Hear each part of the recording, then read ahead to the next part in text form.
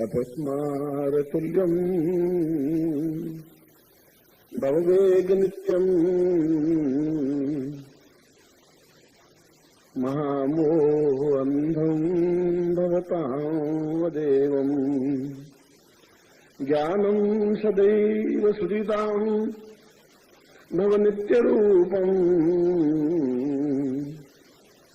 श्रुत्वाम् सदैव परिपूर्णमदेव सिन्धुम्। आज का प्रवचन पतंजलि के योग दर्शन से मैं शुरू कर रहा हूं। पतंजलि एक महान ऋषि हो चुके हैं और उनका योग दर्शन पूरे विश्व में विख्यात है। उन्होंने योग के बारे में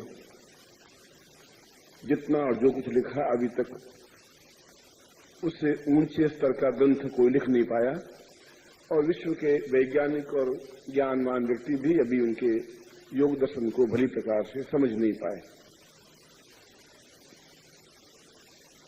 क्योंकि उन्होंने यह स्पष्ट किया कि योग का मतलब है दो चीजों के मिलन से जो चीज बनती है उसको योग कहते हैं।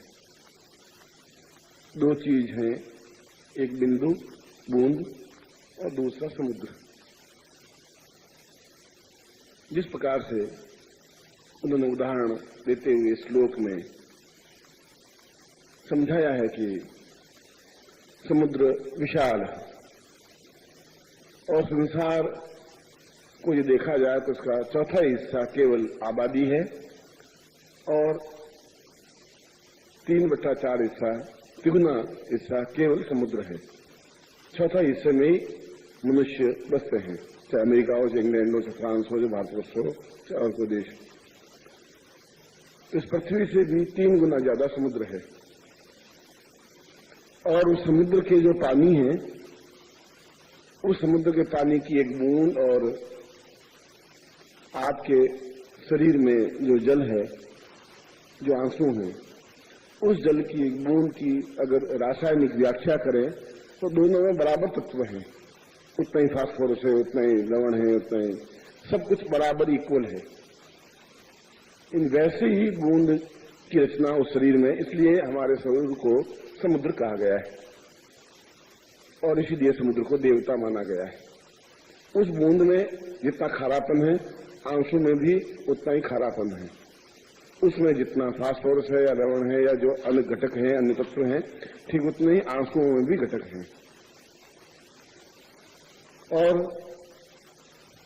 उस समुद्र में से एक बूंद जब धूप ज्यादा गिरती है, बहुत ज्यादा धूप होती है, तो समुद्र खौलने लग जाता है, गर्म होने लग जाता है और उसमें से भाप निकलने लग जाती है और भाप हमेशा ऊपर की ओर उठती है और ऊंचाई पर उठ करके वह समुद्र में से निकला हुआ पानी भाप बन करके ऊपर उठ करके बादल बन जाते हैं और वे बादल इधर से उधर डोलते रहते हैं। उनको जहां जिधर हवा धक्का देती है उधर से बह जाते हैं। उन बादलों को कुछ पता नहीं है कि हम कहां डोल रहे हैं, किधर जा रहे हैं, क्योंकि ज्यों ही समुद्र से बिछड़ता है त्यों ही उसका मन इतना डावाडोल हो जाता है कि वो अपने आप में स्थिर नहीं हो पाता। और ये संसार रूपी माँ बाप भाई बहन संबंधी रिश्तेदार मित्र स्वजन उसको जिधर ठेलते हैं वह उधर चले जाते हैं। कोई बनिया बन जाता है, कोई व्यापारी बन जाता है, कोई क्लर्क बन जाता है, कोई नौकरी पेशा बन जाता है। उसको कुछ पता नहीं कि मेरे जीवन का भवितव्य, मेरे जीवन का लक्ष्य क्या है, मैं कहां से उत्पन्न हुआ हूं, उस बादल को कुछ पता नहीं है और उसका मन भी स्थिर नहीं है, बिल्कुल डावाडोल की तरह भटकता है और पवन उसको बादलों को उड़ाता उड़ाता जब वो बादल किसी पहाड़ से टकरा जाते हैं, किसी हिमालय से टकरा जाते हैं, किसी गुरु से टकरा जाते हैं, तो टकराते ही वे बादल अपने आप में पिघल करके बूंद बन जाते हैं, पानी की धारा बन जाते हैं, पिघलने लग जाते हैं। उनके अंदर का जो घुमड़न है, उनके अंदर की जो बेचैनी है, वो अपने आप में पिघलने लग जाती है और टकरा जाती है उससे। जो टकराते ही एक विस्फोट होता है, एक योग बनता है। पहले बूंद का योग समुद्र से था, दूसरे बूंद का योग हवा से बना तीसरी बूंद का योग फिर उस पहाड़ से टकराने से बना, और फिर वह बूंद और दूसरी बूंद और तीसरी बूंद और चौथी बूंद मिलकर के एक छोटी सी पतली धारा बनी, जिसको हमने गंगा कहा, नदी कहा। और यदि आप गोमुख के पास जाएं तो बहुत पतली सी धारा, उंगली से भी बहुत पतली धारा गंगा की होती है, जो एक एक बूंद से मिलकर के बनती है। मगर धारा बनने के बाद भी उसको कोई चैन नहीं मिलता, बेचैन सी वो आगे बढ़ती रहती है। आगे और धीरे धीरे बूंदें मिलती हैं, जैसे कोई अलीगढ़ से बूंद आई, कोई लखनऊ से बूंद आई, कोई कहीं से बूंद आई, और बूंदें मिलकर के नदी का एक आकार दिया। मगर उस नदी को भी बड़ी बेचैनी है, बहुत तड़प है, पहाड़ से टकराती है, इस पत्थर से टकराती है, उस पत्थर से टकराती है, और आगे बहती रहती है। उस नदी को कुछ ज्ञान नहीं है, कुछ दिशा निर्देश भी नहीं है, किधर मुझे जाना है इसका कोई ज्ञान नहीं है, बस वो आगे बहती रहती है। और बहती बहती मोटी धारा बन जाती है। हरिद्वार गंगोद्वार के द्वार पास आके, गंगोत्री के पास आकर के मोटी सी धारा नदी का रूप धारण कर लेती है। गंगा उतरी, गंगोत्री, वहीं से गंगोत्री से वो मैदान की ओर गंगा बढ़ती है। पर तब तक उसमें बहुत वेग आ जाता है, उतने जोश आ जाता है, ताकत आता है, क्षमता आ जाती है, बेचैनी बढ़ जाती है, तड़प बढ़ जाती है। इतनी तड़प बढ़ जाती है कि उस नदी में खड़े होना बड़ा मुश्किल हो जाता है। फिर वो सामने को दूसरे व्यक्ति आके खड़ा होता है तो वो खुद ही आदमी हट जाता है, क्योंकि वो उसको बाहर ले जाएगी, वो उसकी परवाह नहीं करेगी। फिर नदी इस बात की चिंता नहीं करती कि मेरे बीच में आके कौन खड़ा हुआ है।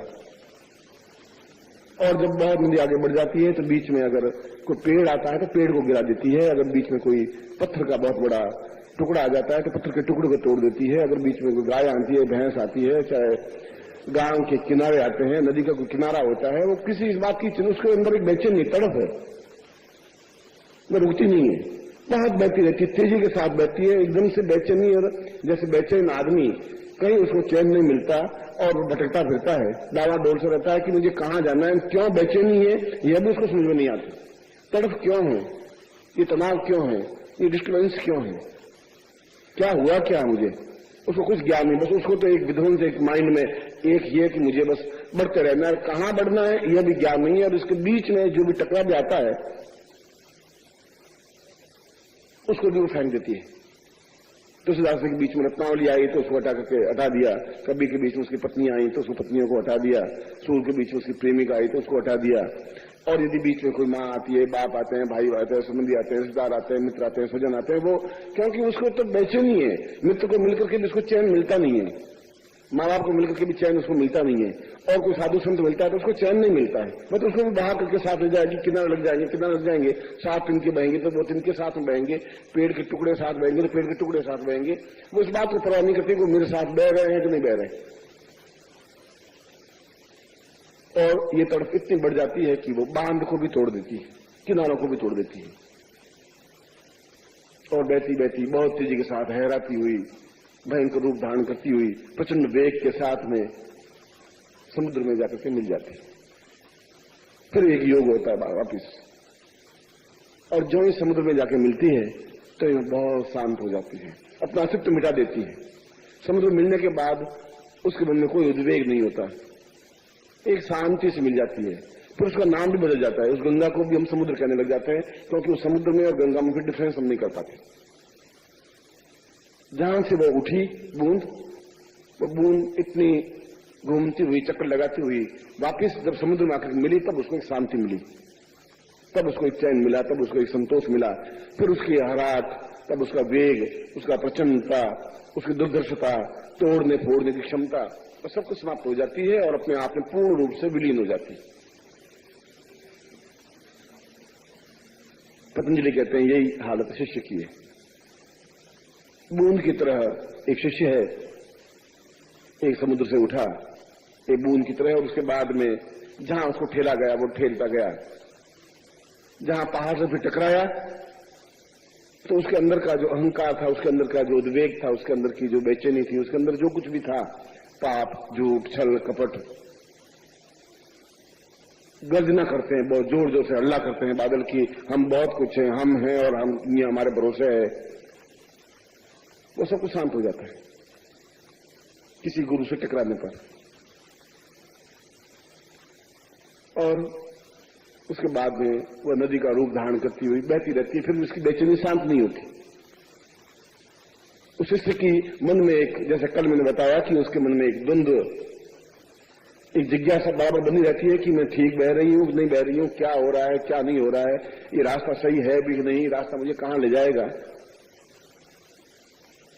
मगर क्योंकि एक बार उसका योग, उस टकरार गुरु से हो चुकी है, तो उसको रास्ता भी गुरु अपने आप सही मार्ग पर गतिशील करता ही रहेगा। और जब शिष्य उस जिज्ञासु से आगे बढ़ के, साधक और साधक से आगे बढ़ के जब शिष्यत्व धारण कर लेता है, तो उसके सारे तनाव, सारी बेचैनी समाप्त हो जाने की क्रिया हो जाती है। और जब पूर्ण रूप से विलीन हो जाता है गुरु में, ईश्वर में, अगर भक्त है तो भगवान में, यदि शिष्य है तो गुरु में, जब पूर्ण रूप से अपने आप को समर्पित कर देता है, तब उसको एक शांति मिल जाती है, बिल्कुल एक मन में संतोष मिल जाता है। फिर उसमें काम या क्रोध या लोभ या मोह या अहंकार या किसी के प्रति आसक्ति, सब कुछ समाप्त हो जाती है।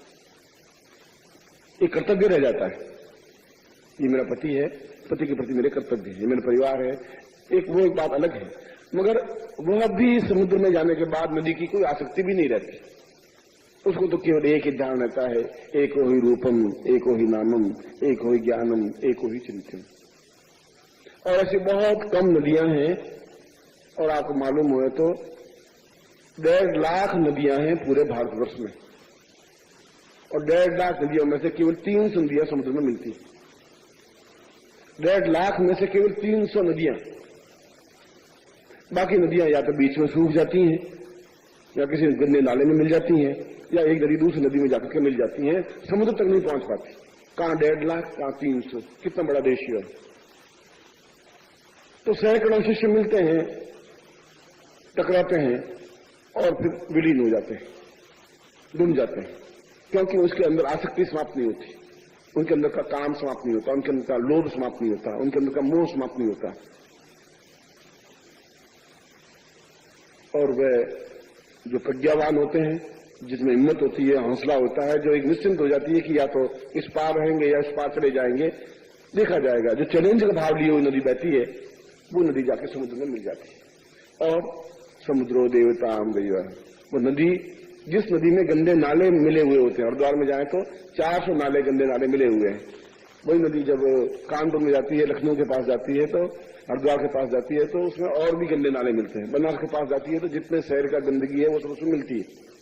फिर भी सबको लेकर के, उस गंदगी को, उस न्यूनता को लेकर के भी नदी बहती ही रहती है, और समुद्र अपनी दोनों बाहें फैलाए खड़ा रहता है, और नदी उसमें मिलकर के विलीन हो जाती है। तो गंदा नाला फिर गंदा नाला नहीं कहलाता, वह भी अपने आप में समुद्र कहलाने लग जाता है। वो नदी अपने आप में फिर नदी नहीं कहलाती, वह भी अपने आप में समुद्र कहलाने लग जाती है।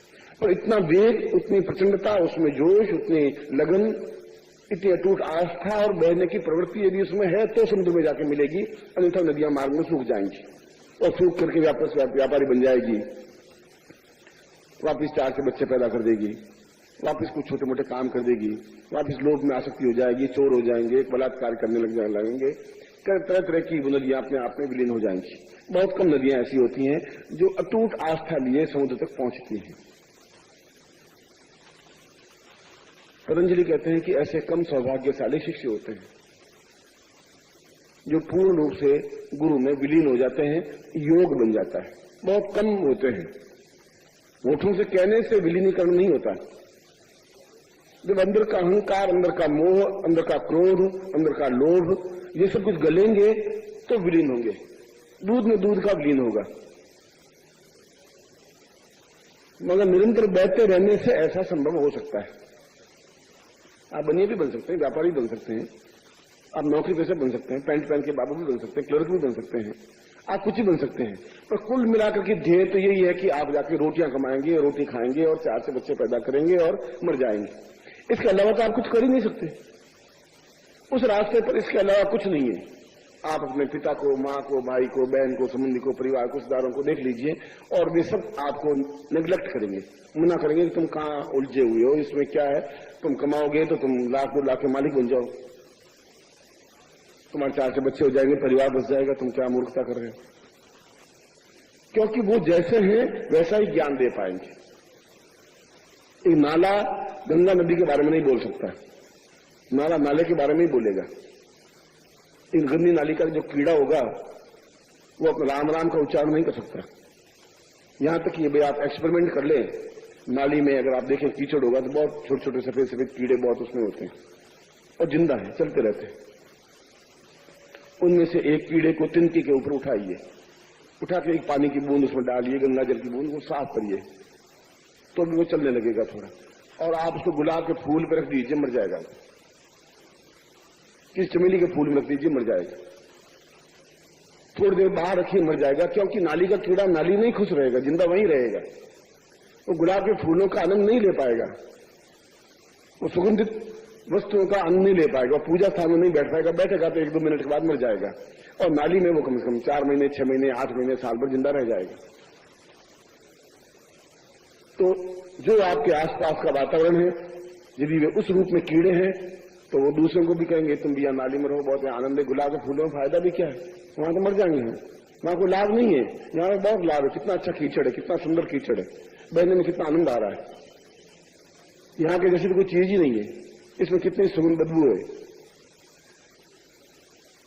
मगर नाली का कीड़ा आखिर नाली का कीड़ा ही कहलाएगा, वैश्य आखिर वैश्या ही कहलाएगी, चाहे लखपति करोड़पति भी बने, चाहे हमसे ज्यादा सुंदर हो, मैं उंगली उठा के उसको रंडी ही कहेंगे, पतिव्रता स्त्री नहीं कहला सकती। नाली के कीड़े को हम एक सुगंधित व्यक्तित्व नहीं कह सकेंगे। मगर क्योंकि वो वैसे हैं तो वो समान धर्मी अपने समान धर्मी को वैसा ही ज्ञान देंगे, वैसी ही चेतना देंगे, इसलिए वे कोई नदियां बीच में सूख जाएंगी, हट जाती हैं, उनके पाप कर्म बीच में आड़े आ जाते हैं, परिस्थितियां आड़े आ जाती हैं, परिवार के लोग आड़े आ जाते हैं, समाज के लोग आड़े आ जाते हैं, और वे सब वही बात कहेंगे जो उनको ज्ञान है।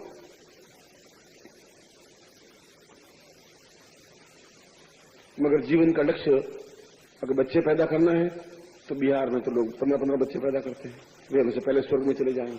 किसी का 18 बच्चे हैं, किसी के 17 बच्चे हैं। धर्मी कमाना है तो बिड़ला जी मतलब रात को नींद टेंकुला की चाचा गोलियां लेकर नहीं सोते थे, तड़फ नहीं रहते, बेचैन होकर के एकदम से दुखी होकर नहीं मरते।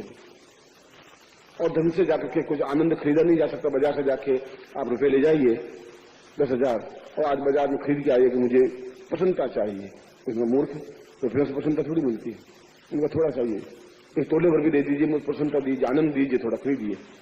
आनंद 10,000 रुपयों से आपको मिल नहीं सकता, सुख नहीं मिल सकता, प्रसन्नता नहीं मिल सकती, नींद नहीं मिल सकती, भूख नहीं मिल सकती। यदि आप चाहें कि बिल्कुल एकदम मन में पूर्ण शांति मिले तो 5 लाख रुपए खर्चे करने पर भी बाजार में शांति जैसी कोई चीज मिल नहीं सकती, आनंद जैसी चीज उपलब्ध नहीं हो सकती। और यदि वो नहीं है तो फिर जीवन का अस्तित्व वह है तो आप उसमें खुश हैं। वह तो आपके आसपास में हजारों लाखों लोग हैं ऐसा जो छल और झूठ और कपट और व्यभिचार और बलात्कार और गुंडागर्दी से पैसे इकट्ठा करते हैं, धन एकत्र करते हैं, मगर धन से कुछ होता नहीं है, क्योंकि वो बेचैनी तो वैसे की वैसी रहेगी जैसे बादल में थी, जैसे नदी में थी। वो बेचैनी वो नहीं मिटा सकता, हरदम बेचैन रहेगा, तनाव में रहेगा, टेंस में रहेगा, हरदम उसके चेहरे पर एक आनंद की उपलब्धि नहीं प्राप्त होगी, एक मस्ती अनुभव नहीं हो पाएगी। मस्ती तब मिल पाएगी जब समुद्र में एकदम से विलीन होता हुआ वह बूंद समुद्र में विलीन होगी। जब सिकंदर लूट मार करता हुआ हिंदुस्तान में आया तो उसने यहाँ के लोगों को पूछा कि भारतवर्ष की मैंने हीरे लूटे हैं और 100 हाथियों पर उन बोरों में हीरे लदे हैं, मोती लदे हैं, माणिक्य लदे हैं मैंने, मगर यहाँ की विशेष चीज क्या है, भारतवर्ष की स्पेशलिटी क्या है। उनका स्पेशलिटी अगर देखना चाहें तो कोई साधु को मिलिए जो सही अर्थों में साधु हो, सेनापति को सलीम का दौड़ और जो भी साधु सन्यासी अच्छा जिसको सन्यासी कहते हैं, आप मुझे बताइए। अगर ऐसी ऊंची चीज है उसको भी ले जाना चाहता हूं, कुछ नहीं, तो इतने हीरे जवाहर ले जा रहा हूं तो उसको भी ले जाऊंगा, वो फिर यहां हिंदुस्तान में क्यों छोड़ूंगा। उन्होंने आसपास ढूंढा तो एक जंगल में साधु बिल्कुल एक लंगोटी लगाए हुए है, बस पड़ा आकाश को ताकता हुआ, नीचे रेत बिछी हुई है, कुछ पास में कोई कमंडल भी नहीं है, मस्ती के साथ है। उसने महाराज एक साधु मिले हैं और कुछ कोई सन्यासी हैं, लोग बड़ी तारीफ करते हैं, तो उसने जाओ ले आओ। उनका महाराज वो ऐसे आते नहीं है, आप जबरदस्ती कहते खींच खांच करके लाएं, वो खींच खांच के लाने से कुछ होगा नहीं, वो हीरे जवाहर मोती ये नहीं है, पत्थर के टुकड़े नहीं है। आप अगर खुद जाएं तो शायद वो आ जाए, नहीं आए तो कम से कम उनके दर्शन तो हो जाए। उसने कहा सिकंदर से भी महान कोई चीज है क्या, मैं तो दुनिया को विजय करके आया हूं, चलो हमको चलते हैं। वो अपनी रानियों को लेकर के हीरे मोतियों का थाल भर करके और उस साधु के पास एक लंगोट लगाए हुए मस्ती के साथ में पड़ा। सिकंदर ने आश्चर्य के साथ देखा कि मैं अरबपति करोड़पति हूं और मेरे चेहरे पर झुर्रियां हैं, केवल 45 साल की उम्र में। ये साधु 65 साल का है, 70 साल का है, मैं चेहरे पर झुर्री नहीं है, चेहरे पर एक ओज, एक प्रकाश है, एक विद्युत है, ऐसा एक आंखों से आंखें नहीं मिला पा रहा हूं। ये क्या खाता है ऐसा, ऐसी क्या चीज है, वो कौन सी टॉनिक है, वो कौन सी औषधि है जिसकी वजह से इसका चेहरा एकदम लाल सुर्ख और एकदम से आंखों में विद्युत कण चमक रहे हैं, क्या चीज है। उसने पास में भारतीय राजा था, उससे पूछा ये खाते क्या है। तुम्हारे क्या खाते हैं, जो कुछ मिल जाता है खा लेते हैं, आटे मिल आटे फाँक लेते, नहीं खाते तो घास खा लेते। कमाल है, मतलब ऐसा कोई स्पेशलिटी टॉनिक है एकदम से, मतलब इसका चेहरा, मेरा चेहरा ऐसा क्यों नहीं हो सकता। उसने उनका महाराज आप भेजने चलिए, मैं हाथी पे बिठा करके आपको लेके चलूंगा, मैं सिकंदर हूँ, महान 2-3 ही हुए हैं बातों से, मैं भी महान हूँ, सिकंदर महान कहलाता हूँ, सैकड़ों राजा पैदा हुए और महान नहीं कहलाए। तो 5 से ठोकर मारी, दूर हट जा थोड़ा, बीच में सूर्य की रोशनी आ रही है, मुझे आराम से रोशनी लेने दे। तुम्हारे जैसे 50 आए 50 चले गए, और तुम क्या मुझे ले जाए, और ये कंकर पत्थर क्या लाया थालियों में, तो चबा के देख, अभी मर जाएगा 2 सेकंड में, 1-2 चबा के देख तो ले पहले। और सिकंदर उनके चरणों में झुक गया, और झुकते ही उनको एहसास हुआ कि वास्तव में असीम आनंद इस जगह पर, ये जो कुछ मैंने किया है वह सब अपने आप में छल और झूठ में किया। जहां बेचैनी है, चेहरे पर झुर्रियां हैं, आंखों में एकदम से निराशा है, मृत्यु मेरे सामने भयंकर नृत्य कर रही है, किसी क्षण में मर जाऊंगा, मगर इतनी मस्ती का आलम मुझे नहीं मिल पाया, शायद मिल भी नहीं पाएगा। और फिर उस साधु ने कहा तुम यहां से निकल जाओ, मैं तुम्हारे जैसे नाले के कीड़े को नहीं देखना चाहती। इस समय तक तुम्हें प्रकृति को और थोड़ा निहार लेता है, थोड़ा और आनंद खरीद लेता है, आनंद ले लेता। सिकंदर भी उस आनंद को खरीद नहीं पाया। वो चेहरे का जो ओज है, जो प्रकाश है, जो बिंब है, वो हीरे जवाहरातों से और बेटों से और बेटियों से और घर के बैंक में जो नोट पड़े उनसे नहीं मिल सकता। और वो नहीं है तो सिकंदर जैसा भी झुक जाता है उस लंगोटधारी के सामने। अगर मुकुट, सोने का मुकुट चरणों में झुक जाता है एक लंगोटी वाले के सामने, तो ये तो स्पष्ट हो गया, इतिहास इस बात की तो गवाह दे रहा है कि लंगोटधारी अपने आप में उस राज मुकुट से ज्यादा मूल्यवान है, क्योंकि वो अपने आप में पूर्ण रूप से एक समुद्रवत बना हुआ था। ऐसे चरणों में बैठने का सौभाग्य तो कभी कभी मिलता है, जब तक हमारे पूर्व जन्म के कुछ पुण्य बचे हों, उदय हों, तो अन्यथा तो पूरा जीवन भटकता रहता है। एक ही छत के नीचे पति पत्नी रहते हैं, लड़ते रहते हैं, चलते रहते हैं, बच्चे पैदा होते रहते हैं, और भारतवर्ष में चलता रहता है। लड़ भी रहे हैं, झगड़ा भी कर रहे हैं, बोल भी नहीं रहे हैं, और बच्चे पैदा भी होते जा रहे हैं। ऐसी महान विशेषता इस भारतवर्ष में है।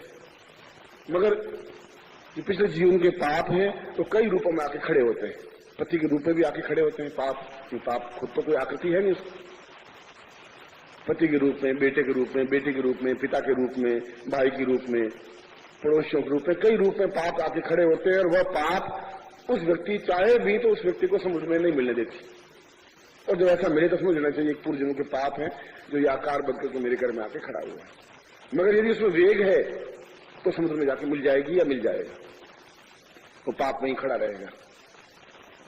तो एक दिन छटपटाता हुआ, यदि आपने किसी मरते हुए प्राणी को देखा नहीं, कभी बिल्कुल लास्ट डेथ के लास्ट पॉइंट पर हो, जब आप देखिए उस व्यक्ति को, उसका गला रुंध जाता है, आवाज निकलती नहीं है, आंखें डबडबाई होती हैं, आंखों में से आंसू बहते रहते हैं। एक भी प्राणी ऐसा नहीं है जो मरा हो और आंखों से आंसू नहीं निकलता, उसमें छलछला नहीं रहा। और बेटे सोचते हैं कि कोई कोई बात है जो कहना चाहते हैं कह नहीं पा रहे हैं। कोई सोना गड़ा हुआ है तो मुंह से निकल नहीं पा रहा है। पिताजी बोलो कहाँ गड़ा हुआ है? आप मुझे बोलिए, रोइए मत, बोलिए।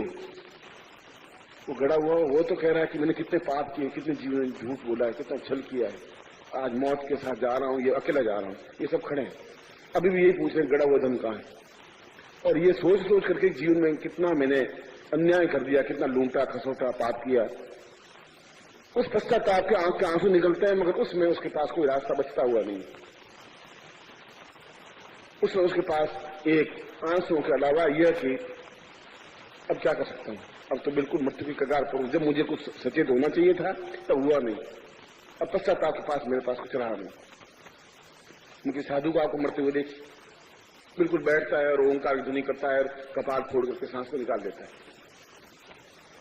उसकी आंखों में कोई तनाव, आंख में आंसू, क्योंकि उनको कोई तनाव था ही नहीं, चिंता थी। उन्होंने आनंद ही आनंद जीवन में उपलब्ध किया। और वह जो प्राणी मरा उसने भी अपने साथ हीरे जवाहर साथ लेके गया। दोनों रास्ते खुले, गंदे नाले में भी जाके मिल सकते हैं, कोई आपको रोक नहीं सकता। और पतंजलि कह रहे हैं कि आप समुद्र में मिल सकते हैं, कोई आपको रोक नहीं सकता। आप अपना खुद का वेग मालूम रखिए। दोनों में उपलब्धि क्या होगी इसकी गणित आज आप नहीं कर सकते। इसकी गणित तो अंतिम क्षण में होगी, क्योंकि आप मरेंगे तभी दुनिया तो ऐसी कैसी चलती रहेगी। आपके पिताजी मरे तभी दुनिया चलती रहेगी, आपकी मां मरी तो दुनिया ऐसे कुछ मिला आग रंग हार हुए। पिताजी मर गए, 5-7 साल बाद घर में शादी हुई, फिर ढोल बजा रहे, नगारे बजे, 4-6 महीने रोते रहे कि पिताजी थे चले गए, पिताजी चले गए। बस मुश्किल से 5-7 लाख रुपए कमा के मर गए। अरे 15-20 लाख कमा थे आदमी के चक्कर कुछ किया ही नहीं था बस। और मुश्किल से बहुत ज्यादा समाज के डर से होगा तो साल में एक बार श्राद्ध कर लेगा कि पिताजी आप भोजन करिए और ये घी खाइए। अब जिंदे जी अगर घी खिला देते तो मरते ही क्यों नहीं करेंगे, तो जिंदगी घी खिलाते नहीं और श्राद्ध कर देते हैं उसको और उसको भूल जाते हैं। 365 में एक दिन आपको भी याद रखेंगे बेटे। वो इसलिए कि पिताजी थे और दुनिया क्या कहेगी, श्राद्ध भी नहीं किया, चलो एक ब्राह्मण को खिला दो। और अब तो श्राद्ध भी नहीं करते हैं, आटा थाली में लेकर के किसी को दान देते हैं, मंदिर में जाकर चढ़ा देते हैं। कौन श्राद्ध का झंझट मोड़ ले, कौन ब्राह्मण को बुलाए, कौन माथा फोड़े कर मर गए तो मर गए, अपनी जगह गए। अब ये झंझट पीछे क्या पालना है? 80% लोग अब ऐसा करना चाहिए। तो किस बात पे इतरा रहे हैं कि वो हमारा कुछ करेंगे, ये बेटे हमारा कुछ उपलब्धि देंगे, या पति हमारा कुछ देगा, या पत्नी उपलब्धि देगी। कल भी मैंने ये कहा था कि हम अकेले ही आए हैं, डेफिनेटली अकेले ही जाएंगे। इस बीच में इतना जो झंझट है, इस झंझट में हम या तो उलझ जाएंगे या सुलझ जाएंगे। पतंजलि इसी बात की व्याख्या करते हैं। उनका योग तो रहना चाहिए, और योग आप किसके साथ करते हैं? वेश्या के साथ करते हैं या पतिव्रता के साथ करते हैं? गुरु के साथ करते हैं या गंदी नाली के साथ करते हैं? पाप के साथ करते हैं या पुण्य के साथ करते हैं? इतना विवेक आप में होना चाहिए, और यह विवेक 5 वस्तुओं से उपलब्ध होगा। कैसे विवेक को उत्पन्न करें, कैसे सोचें? क्योंकि आप एक और आपको उस रास्ते पर धकेलने वाले 5 गुरु एक तरफ खींच रहा है, 499 व्यक्ति उस तरफ धकेल रहे हैं आपको। अब गुरु अकेला कितना खींचेगा? जब आप उधर मुंह करके धकेले ही जाएंगे तो गुरु कुछ समय के बाद छोड़ देगा, चल भैया तुम ठीक हो, तुम गंदी नाली वापस गिर जाओ। क्यों? गुरु आपको पूछ बैठे और वहां जाकर वापस खुश हो जाता है, वापस तैरने लग जाता है। वो देखता है बस ये सब मेरे भाई बहन से वापस मिल गए, बहुत सही, आनंद, क्योंकि उसी में आनंद समझता है। पतंजलि कहते हैं कि तुम्हारे मन के जो ये 5 विकार हैं, पहला विकार तो यह है कि आपका अहंकार है कि मैं हूं और मैं हूं तो चलता है, मैं हूं तो गुरु जी काम चलेगा, मैं नहीं हूंगा तो गुरु जी काम नहीं जाएगा, समाप्त हो जाएगा बस। और मैं हूं तो गुरु जी जिंदा है, मैं पैर दबाता हूं तो गुरु जी जिंदा है। अहंकार की समाप्ति। और दूसरा, ये तो बाहरी शुद्धिकरण बताया था, अब अंदर का शुद्धिकरण बताएंगे। दूसरी आसक्ति। यदि आसक्ति रहेगी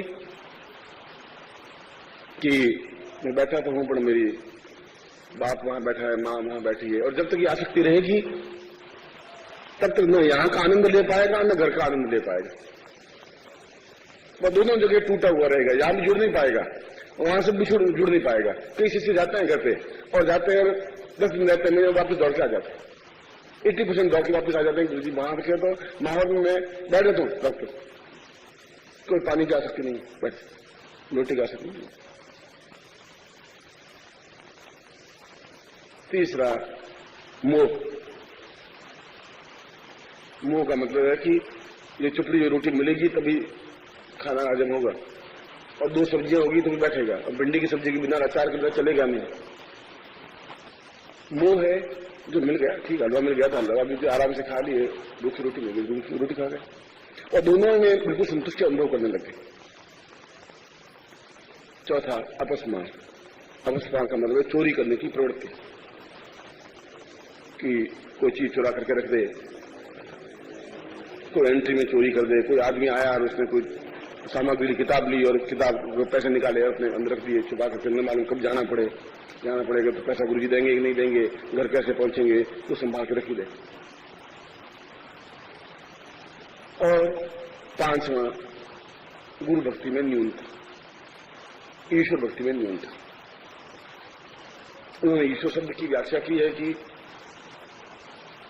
जो अपने आप में वर के रूप में जिसको धारण कर सके, पति के रूप में धारण कर सके, वही ईश्वर है, जिसको अपने हृदय में बिठा सके।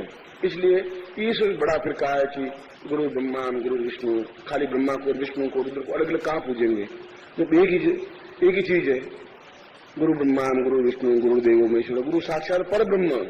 अब 33 करोड़ देवताओं कब तक पूजोगे?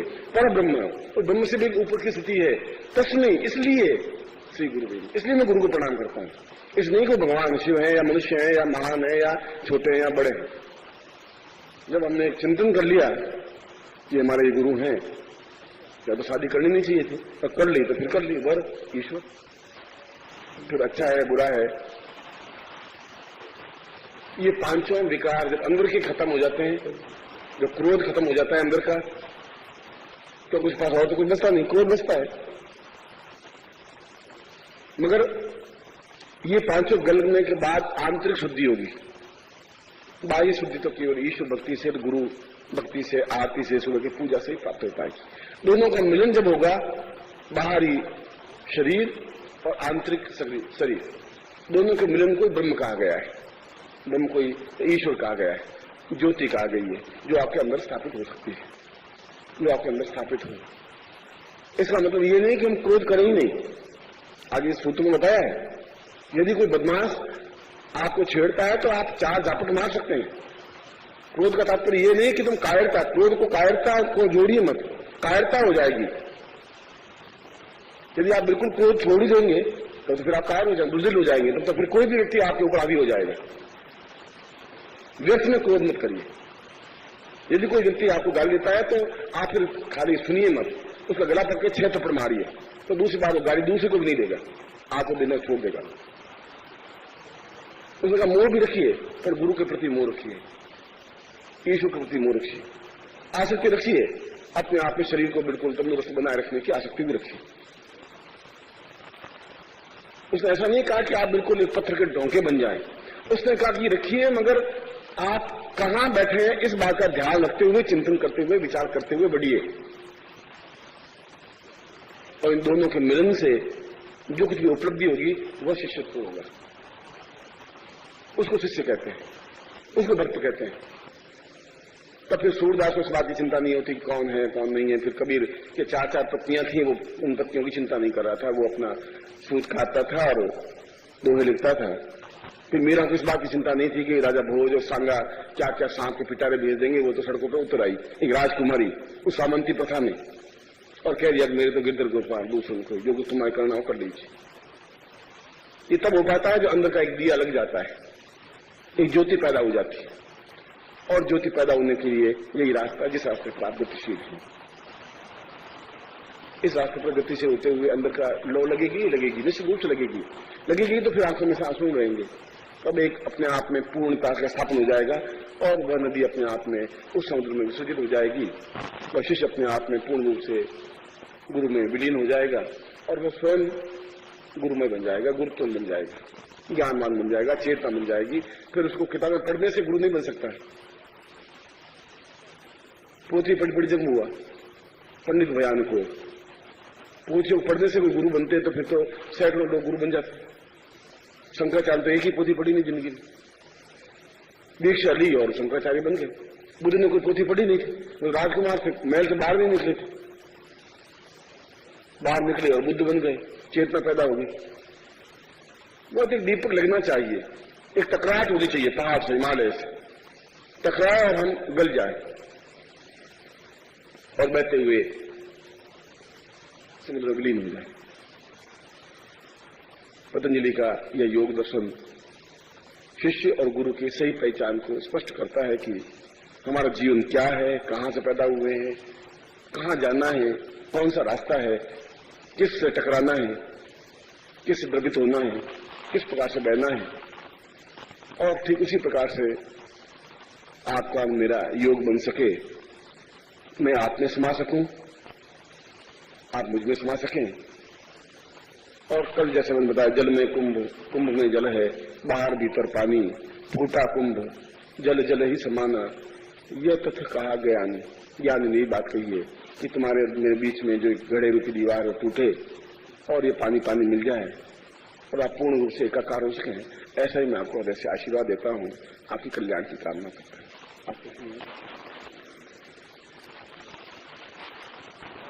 दिव्योर्वतां वै भव सिन्धुरूपम् ज्ञानोऽपि देवं भवतां सदैव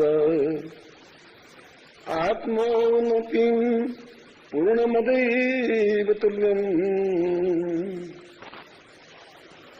ध्यानोऽस्यं मां भवदृश्य रूपम्। विश्वामित्र संहिता के श्लोक में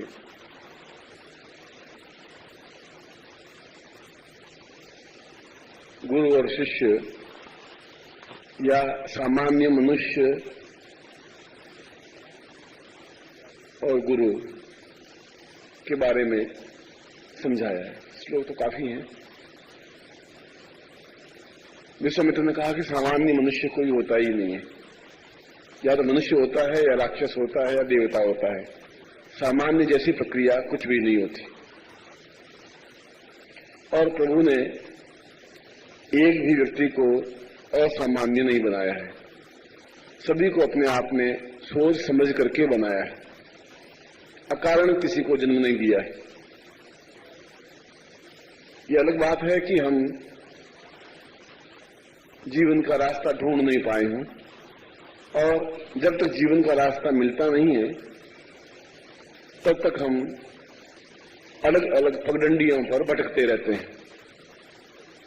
यदि मेरे पिता कपड़े का व्यापार करते तो मुझे कपड़े की दुकान पर बिठा देते, और आज तक भी मैं उस कपड़े की दुकान पर कपड़ा फाड़ता रहता और ग्राहकों को देता रहता, मगर वो मेरी पगडंडी थी ही नहीं। और यदि मुझे जीवन में गुरु उस पगडंडी पर नहीं मिलते तो मैं कपड़े का व्यापारी ही बना रहता है, चाहे छोटा होता है, चाहे बड़ा होता है, चाहे दिल्ली में करता है या जोधपुर में करता है।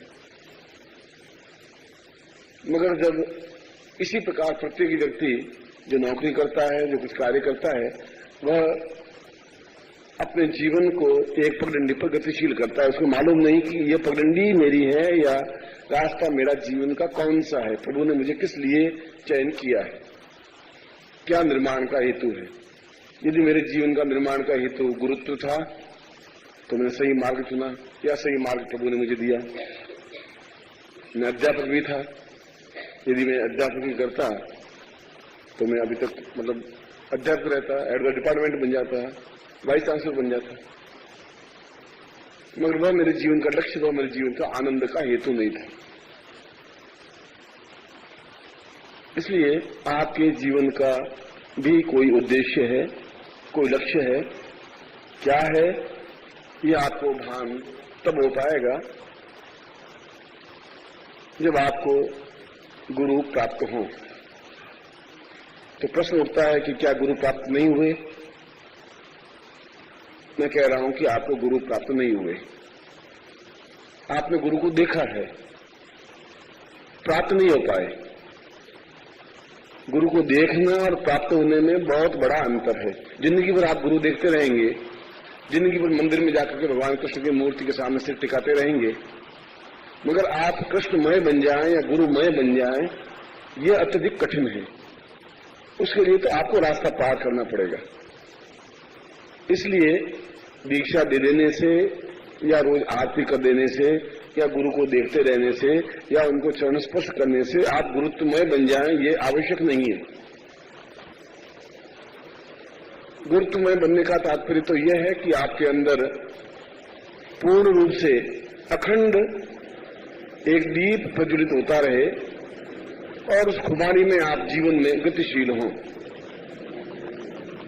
और एक व्यक्ति के जीवन में केवल एक ही संबंध होता है, 10 संबंध नहीं हो सकते। एक ही पति होता है या एक ही पत्नी होती है या एक ही गुरु होता है। मेरे कहने का तात्पर्य यह नहीं है कि और कोई गुरु है ही नहीं। मुझसे भी बहुत उच्च कोटि के योगी, महात्मा, सन्यासी, सिद्ध गुरु हैं, मगर जब एक को हम वर्ण कर लेते हैं तो बाकी सारे संबंध गौण हो जाते हैं। जब गुरुत्व में बनने का तात्पर्य विश्वामित्र ने यह कहा है कि गुरु को जब हमने हृदय में धारण कर लिया तो हृदय में जो दूसरी वृत्तियां हैं, चाहे पत्नी की वृत्ति है, चाहे पति की वृत्ति है कि मेरे एक पति है या मेरी एक पत्नी है या मेरा एक पुत्र है या मेरा एक संबंधी है या मेरा एक रिश्तेदार है या मेरा एक धन है या मेरा एक व्यापार है, वे सब वृत्तियां हटेंगी तो उस जगह गुरु स्थापन हो पाएंगे। 1 फुट की चौकी पर 10-15 लोग नहीं बैठ सकते। 1 फुट की चौकी पर तो एक ही व्यक्ति बैठ सकता है। या तो गुरु बैठेगा या पत्नी बैठेगी या पति बैठेगा या वेश्या बैठेगी या धन बैठेगा या व्यापार बैठेगा। हृदय में तो एक ही स्थापन होगा, बाकी सारे संबंध होंगे। पत्नी मय बनने की जरूरत नहीं है, पति मय बनने की जरूरत नहीं है, पुत्र मय बनने की जरूरत नहीं है। उन संबंधों का, कर्तव्यों का निर्वाह करना तो जरूरी है जीवन में, पर गुरुत्वमय या शिष्यत्वमय बनना अपने आप में कठिन है। इसलिए जो आप कह रहे हैं कि हम आपके शिष्य हैं, वो आपके कंठ से निकली हुई आवाज है, वो आपके हृदय से निकली हुई आवाज नहीं है। और हृदय से आवाज जब निकलती है तो फिर उसके सामने फिर और कोई संबंध अपने आप में कर्तव्य से बंधे हुए तो होते हैं और होने भी चाहिए, क्यों सांसारिक परंपराओं का पालन करना हमारे लिए धर्म है, उचित है, कर्तव्य है। मगर हृदय में तो केवल एक ही दीपक लग सकता है या एक ही केवल ज्योति जल सकती है, एक ही चिंतन हो सकता है, एक ही व्यक्ति की स्थापना हो सकती है। तुलसी के हृदय में राम बैठे तो राम ही बैठे,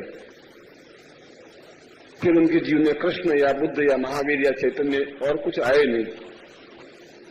वे वृंदावन गए भी तुलसी और भगवान कृष्ण के दर्शन किए तो उन्होंने साफ कहा कि ये मेरा मन रुचता नहीं है। जब आप धनुष बाण हाथ में ले लें तो मेरा मन अपने आप हाथ में रुच जाएगा। और कहते हैं कि इस भगवान की कृष्ण की मूर्ति ने, कृष्ण ने उनको उसी रूप में दर्शन दिए जिस रूप में तुलसी चाहते थे। और तो एक ही स्थापन हुआ, स्थापन तो एक ही हो सकता है। और ऊपर की जो वृत्तियां हैं, ये वृत्तियां तो अपने आप में इस संसार में निर्वाह करने के लिए आवश्यक हैं।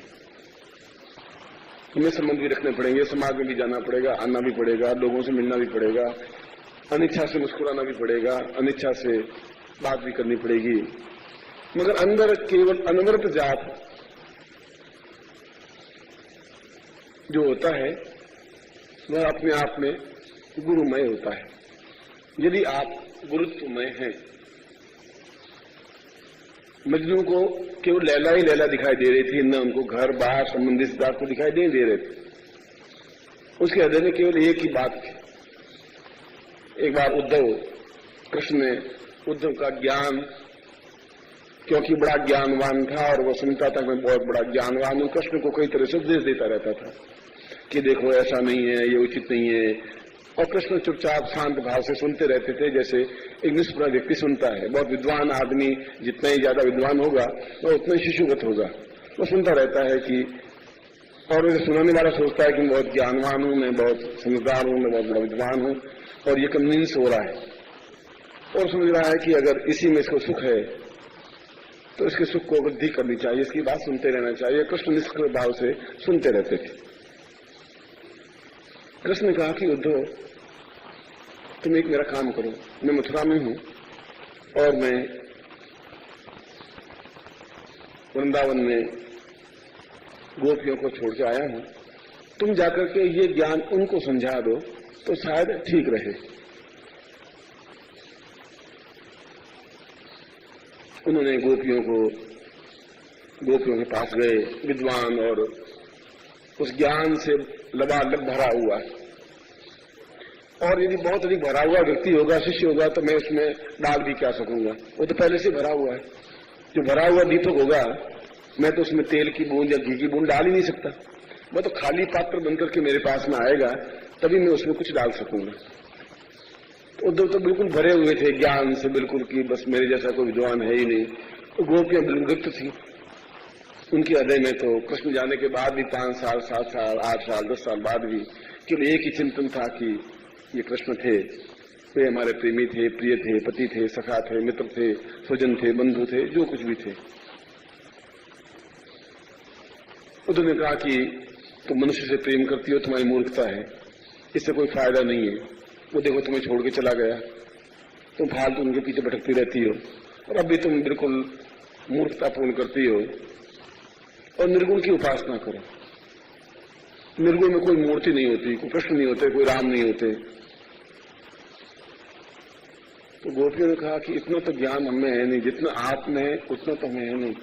हमें तो केवल ये बता दो कि आप कहें कि कृष्ण की जगह हम निर्गुण की ज्ञान, उपासना, ध्यान करें, तो निर्गुण कौन देश को वासी, ये कहाँ रहता, कहाँ है, ये किस गली में रहता है, किस मोहल्ले में रहता है, तो एक बार मिल लें तो मालूम पड़ जाए कि निर्गुण क्या चीज है। हमें तो इसको अभी तक देखा नहीं, तुमने कभी देखा क्या उसको? और दूसरी बात, तुमने कहा कि निर्गुण को हृदय में स्थापन कर दो, तो कृष्ण की जो बिंब है, जो चित्र है, जो मेरे चित्र में तिरछे अड़ गए हैं, सीधी कोई चीज हो तो मैं सीधे ढंग से वापस मुंह से निकाल भी दूं। तो तिरछे वे जो अड़े, वो तिरछे उनके अड़ गए हैं। अब मैं चाहूं तो कलेजा फट तो सकता है, पर मूर्ति विघ्न तो नहीं अड़ सकता। इसलिए तुम्हारी जो ज्ञान की पोटली है वो तुम बांध करके रखो, और ज्यादा खुल जाएगी तो बिखर जाएगा, जो कुछ तुम्हारे पास है वो भी निकल जाएगा। इसलिए कोई फायदा नहीं है यहां पर अपना सिर खोपड़ी लगाने से, तुम्हें कुछ फायदा होगा नहीं, तुम्हारी खोपड़ी फूटेगी। और ये जो हमारे हृदय में जो कुछ है, हमें मूर्ख हैं या अविद्वान हैं,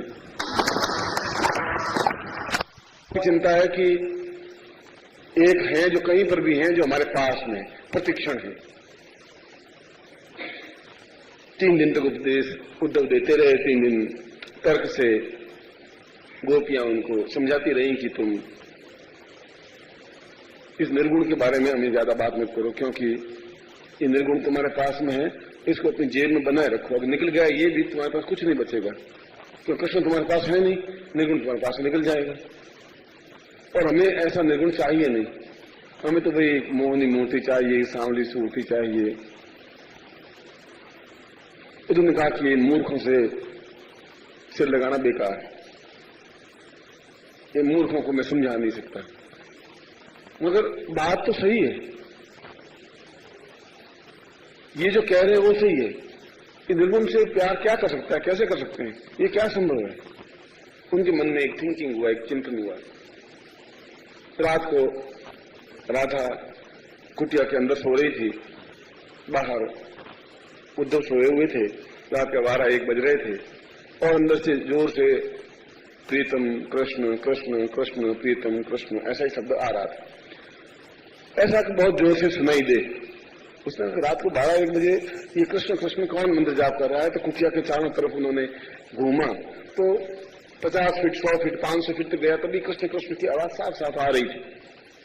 आवाज कुटिया के अंदर से आ रही थी। उसने सोचा कि कुटिया के अंदर तो राधा है, शायद वो मंत्र जाप कर रही हो। उसने धीरे से दरवाजा खोला, अंदर राधा तो नींद में बिल्कुल बेसुध सोई हुई थी, और उसके रोम रोम से कृष्ण की ध्वनि निकल रही थी, मुंह से नहीं। प्रत्येक रोम, 84,000 रोमों से भी कृष्ण कृष्ण निकल रहा था, और 1 मील दूर तक वो ध्वनि मिलकर के सुनाई दे रही थी। उद्धव ने कहा मुझे ज्ञान तो बहुत प्राप्त किया, मगर रोम से आवाज निकलने की क्रिया मुझे भी ज्ञान नहीं है। और उनकी आंखों से आंसू की धार बह चली, और नींद में सोई हुई उस राधा के पांव पकड़ ली। राधा उठ बैठी। उनका उद्धव तुम क्या कर रहे हो? उनका पहली बार मुझे ज्ञान हुआ कि खाली मुंह से ही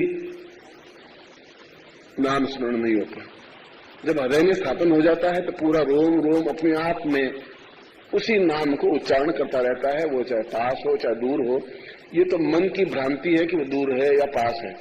जब हृदय में स्थापन हो ही जाता है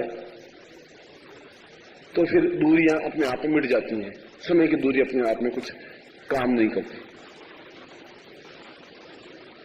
गौतम की पत्नी गौतमी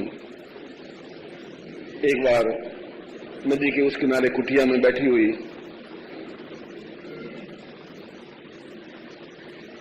भोजन बना रही थी और उनके घर में मुट्ठी भर एक आटा था, सिर्फ इतना ही बचा था।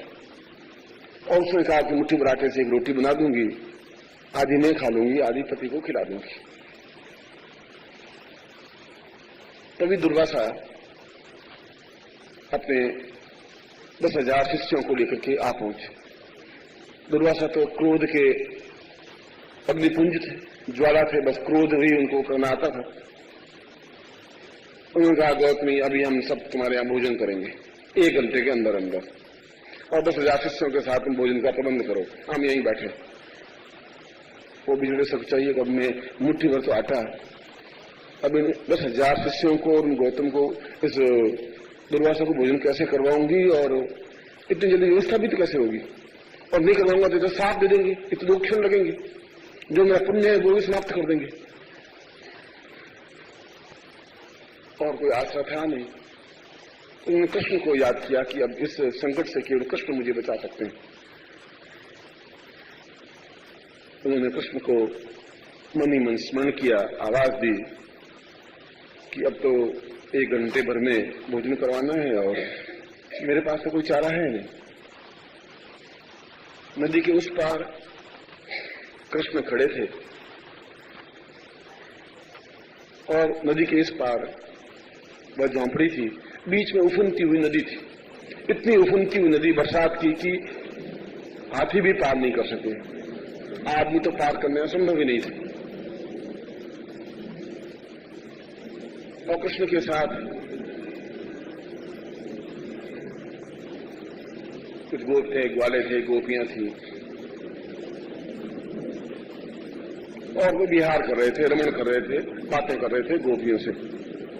जो आवाज उनके कान में पड़ी तो उसने कहा कि जीवन भर कभी ब्रह्मचारी रहा हूं, कभी किसी प्रकार के मन में कोई विकार मेरे मन में नहीं आया हो, तो नदी मुझे रास्ता दे दे। और नदी में बंट गई और कृष्ण और गोपियां और ग्वाले उस रास्ते को नदी को पार करके उस किनारे पहुंच गए।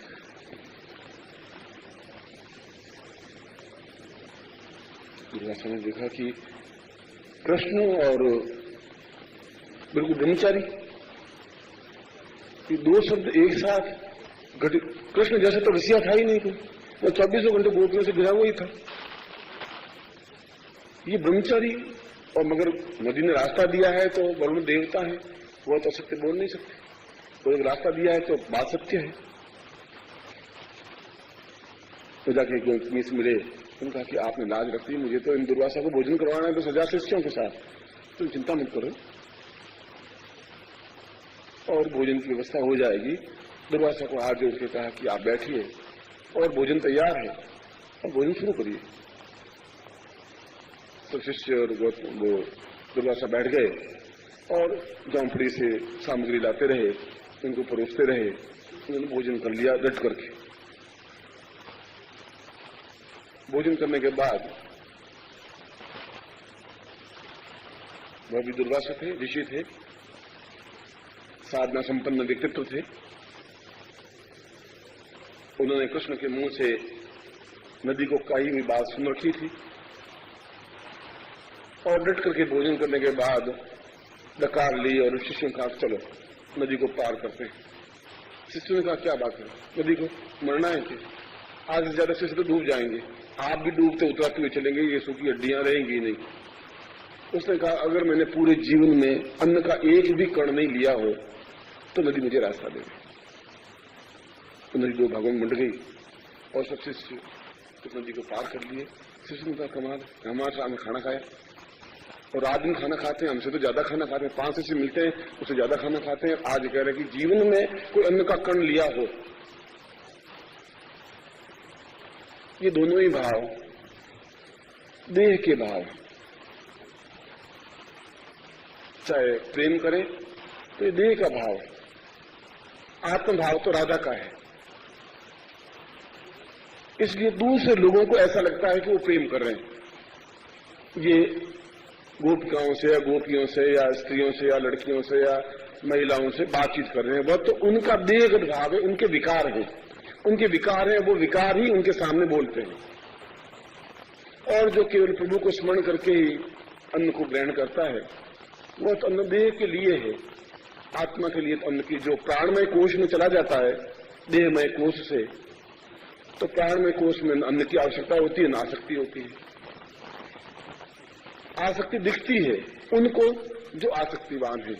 सिगरेट पीने वाले को प्रत्येक व्यक्ति सिगरेट पीने वाला ही नजर आएगा कि पीता जरूर है, साला यहाँ हमारे सामने ही नाटक कर रहा है, पीता गुरु जी पीते हैं, अंदर पीते होंगे, इसमें तो दो राय नहीं। वो सारी दुनिया चोर दिखाई देती है और वासना युक्त व्यक्तित्व को सामने वाले व्यक्ति भी पूरा वासना युक्त ही दिखाई देता है। जब हम उसके अंदर उतर करके उस जगह पहुंचे जहां अपने गुरुत्व को स्थापन कर सकें, तो फिर हमारे मुंह से गुरु मंत्र अपने आप में न्यून हो जाएगा, पूरे शरीर का रोम रोम अपने आप में गुरु स्मरण करने लग जाएगा। और जब ऐसी स्थिति बनती है तब हम गुरुत्व में बन सकते हैं, कृष्णमय बन सकते हैं, राममय बन सकते हैं, ब्रह्ममय बन सकते हैं। और ऐसी स्थिति बार बार गुरु के स्पर्श से, संसर्ग से, संपर्क से, उनके चरणों में बैठने से, उनके ज्ञान से, जब ज्ञान चक्षु जागृत होते हैं